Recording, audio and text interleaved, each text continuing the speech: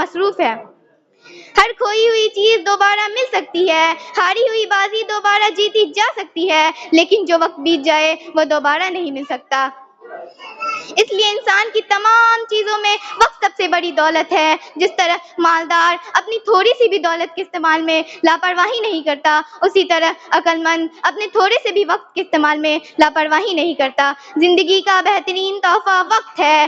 سامعین کرام، 1 سال کی اہمیت جاننا چاہتے ہو تو اس سے پوچھو جو امتحان میں فیل ہو گیا ہو۔